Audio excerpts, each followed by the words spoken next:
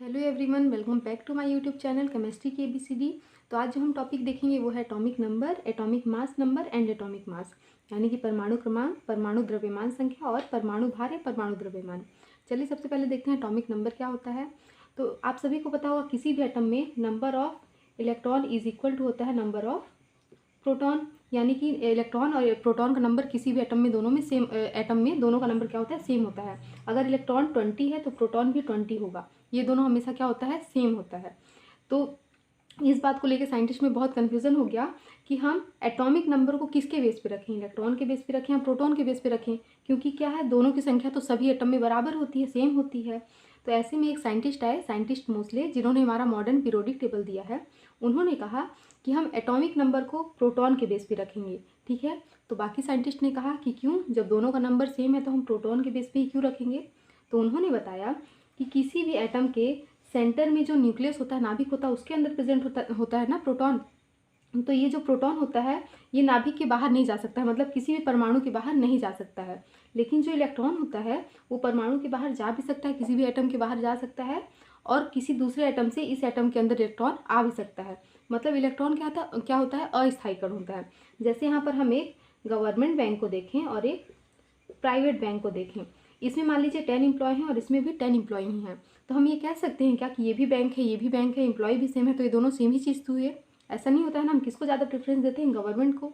क्यों? क्योंकि ज़्यादा स्थायी रहता है, लंबे टाइम के लिए है ये। ठीक है, ऐसे ही होता है क्या, प्रोटॉन हमारा, प्रोटॉन क्या होता है, स्थायी कण होता है, जबकि इलेक्ट्रॉन क्या होता है, अस्थायी होता है किसी भी एटम का। ठीक है, इसलिए हम हमेशा क्या करते हैं, प्रोटॉन के बेस पे ही क्या देखते हैं हम लोग, एटॉमिक नंबर को।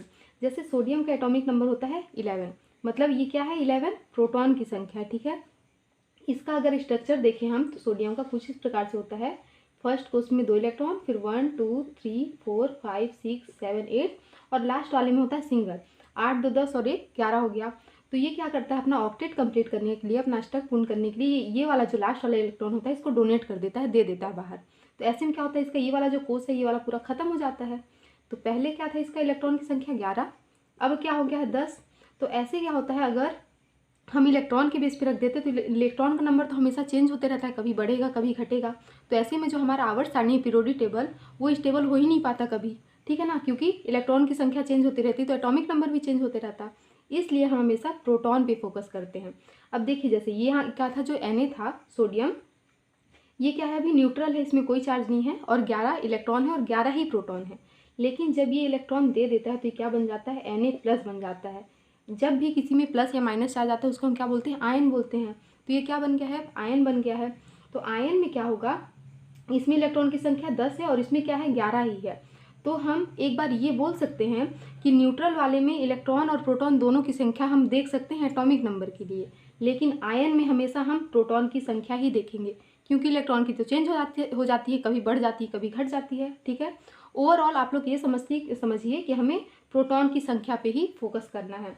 ठीक है, यानी कि जेड, एटॉमिक नंबर को हम जेड से डिनोट करते हैं। जेड इज इक्वल टू होता है प्रोटॉन की संख्या इज इक्वल टू इलेक्ट्रॉन की संख्या। देखिए ये दोनों हमेशा सेम होंगे, एटॉमिक नंबर और प्रोटॉन का नंबर हमेशा सेम होगा, एटॉमिक नंबर और प्रोटॉन की संख्या हमेशा सेम होगी। लेकिन एटॉमिक नंबर और इलेक्ट्रॉन की संख्या हमेशा सेम हो ये ज़रूरी नहीं है, ये सेम हो भी सकता है और नहीं भी हो सकता है। ठीक है, इसलिए हम एटॉमिक नंबर को प्रोटॉन के बेस पे ही देखते हैं। ठीक है, चलिए अब हम देखते हैं एटॉमिक मास नंबर क्या होता है। सबसे पहले इसका रिप्रेजेंटेशन देखते हैं। ये कोई एटम है एक्स, यहाँ इसके नीचे में हम क्या लिखते हैं, एटॉमिक नंबर लिखते हैं, और ऊपर में क्या लिखते हैं, एटॉमिक मास नंबर लिखते हैं। ठीक है, जैसे एग्जांपल में Na का देखें हम लोग, सोडियम का, सोडियम के नीचे इसका एटॉमिक नंबर है 11 और एटॉमिक मास नंबर है 23, इसको ऊपर लिखे हम लोग।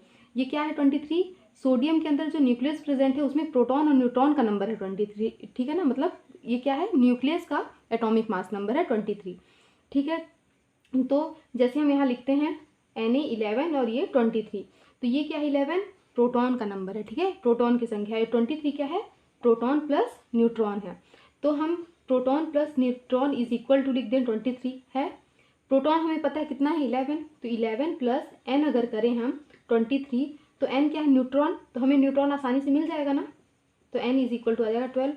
मतलब हम किसी भी एटम का न्यूट्रॉन की संख्या का भी आसानी से पता लगा सकते हैं। कैसे, एटॉमिक मास नंबर हमें पता है और प्रोटॉन की संख्या पता है, तो हम आसानी से न्यूट्रॉन की संख्या भी निकाल सकते हैं। ठीक है, चलिए अब हम देखते हैं एटॉमिक मास क्या होता है। तो किसी भी एटम में जो प्रोटॉन, न्यूट्रॉन और इलेक्ट्रॉन प्रेजेंट होते हैं उनका कुछ मास होता है, कुछ भार होता होगा, उसी को हम एटॉमिक मास में देखते हैं, ठीक है।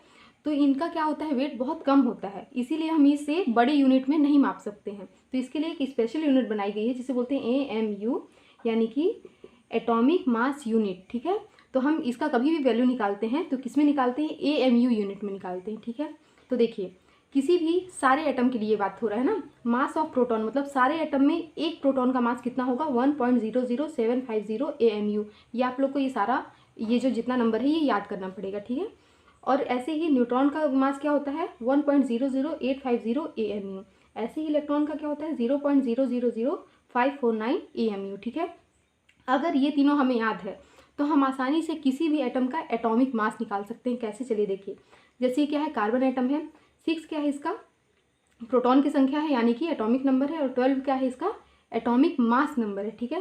प्रोटॉन की संख्या 6, और प्रोटॉन और इलेक्ट्रॉन क्या होते हैं, हमेशा सेम होते हैं, न्यूट्रल वाले के लिए तो सेम होते ही हैं, ठीक है। तो इलेक्ट्रॉन भी 6, प्रोटॉन भी 6, और न्यूट्रॉन जो भी मैं बताई मेथड उससे हम न्यूट्रॉन निकाल लेंगे तो कितना आ जाएगा, 6 ही। तो देखिए हमें मास ऑफ प्रोटॉन निकालना है पहले, ठीक है। तो एक प्रोटॉन का मास कितना था, इतना था, ठीक है।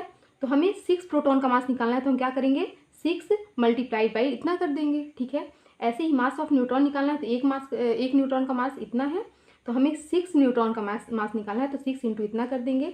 ऐसे ही इलेक्ट्रॉन में हम क्या करेंगे, 6 इंटू इतना कर देंगे। अलग अलग एटम के लिए अलग अलग सबका क्या होगा, ये नंबर होगा, जो नंबर है अलग अलग होगा उसको हम इसमें पुट करके निकाल लेंगे। अब ये जो हमारा पूरा वैल्यू आया है इसको हम क्या करेंगे, प्लस कर देंगे, तो हमारा क्या आ जाएगा, कार्बन का एटॉमिक मास आ जाएगा, ठीक है। इस प्रकार से अगर हमें ये तीनों चीज़ें याद हैं तो हम किसी भी एटम का एटॉमिक मास आसानी से निकाल सकते हैं। आई होप आप लोग को ये टॉपिक समझ में आया होगा। Thank you so much for watching.